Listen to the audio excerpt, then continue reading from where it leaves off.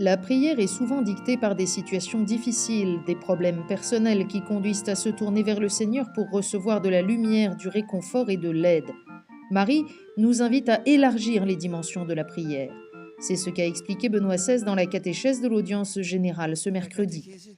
Les étapes du chemin de Marie, de la maison de Nazareth à celle de Jérusalem en passant par la croix, sont marquées par la capacité à maintenir un climat constant de recueillement pour méditer chaque événement dans le silence de son cœur devant Dieu. De cette façon, la Vierge a veillé sur tous les stades de la vie terrestre de Jésus et a été le témoin des premiers pas de l'Église. S'il n'y a pas d'Église sans la Pentecôte, a dit le pape, il n'y a pas de Pentecôte sans la mère de Jésus, parce qu'elle a vécu de façon unique ce que l'Église éprouve chaque jour sous l'action de l'Esprit Saint. La Vierge, a conclu le pape, nous montre l'exemple d'un lien permanent, intime, plein d'amour avec son Fils, pour atteindre les confins du monde et annoncer partout le Seigneur Jésus.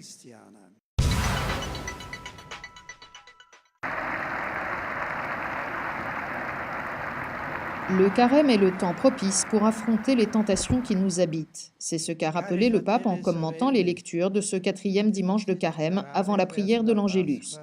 C'est seulement en s'ouvrant à la lumière, en confessant sincèrement nos fautes devant Dieu, que l'on trouve la paix et la joie véritables. Il est donc important de s'approcher régulièrement du sacrement de pénitence, particulièrement pendant le carême, pour recevoir le pardon de Dieu et intensifier notre chemin de conversion. Benoît XVI a également rappelé que ce lundi est la fête de Saint Joseph, son saint patron, et il a demandé aux fidèles d'accompagner par la prière son voyage apostolique au Mexique et à Cuba qui débute vendredi. Après l'Angélus, il a également souligné que ce jeudi est la journée mondiale de l'eau et il a invité les gouvernements et les institutions à garantir à tous un accès équitable, sûr et adéquat aux ressources en eau. Supplico oraciones por mi próximo viaje apostólico a México y Cuba, donde tendré la dicha de ir. Je demande vos prières pour mon prochain voyage apostolique au Mexique et à Cuba, où j'aurai la joie de me rendre dans quelques jours pour confirmer la foi des chrétiens de ces pays bien-aimés et de toute l'Amérique latine. Je vous invite tous à vous joindre à moi spirituellement, de sorte que cette visite pastorale suscite des fruits abondants de vie chrétienne et de renouvellement ecclésial qui puissent contribuer au progrès réel de ces peuples. Je me réjouis de ce pèlerinage à la Vierge Marie, qui dans ces terres bénies porte les noms attachants de Notre-Dame de Guadalupe et de la Vierge de la Charité.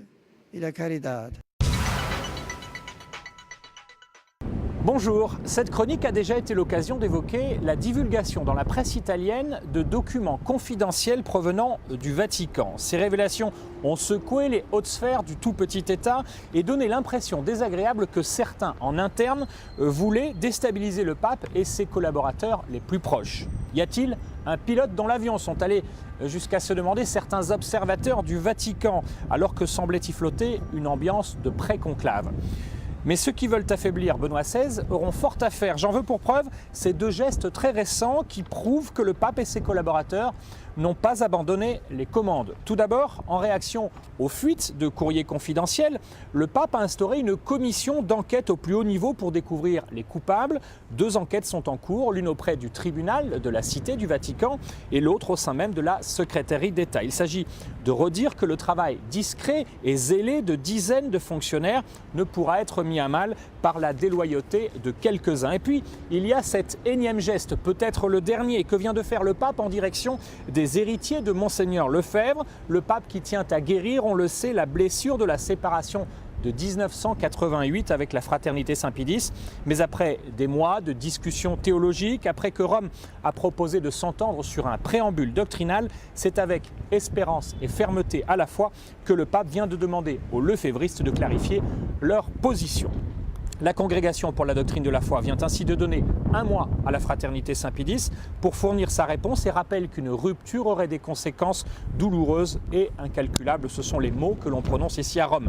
Il y a donc un capitaine à la barre de l'Église, un capitaine courage si l'on en juge enfin par l'important voyage que s'apprête à faire Benoît XVI à près de 85 ans de l'autre côté de l'Atlantique.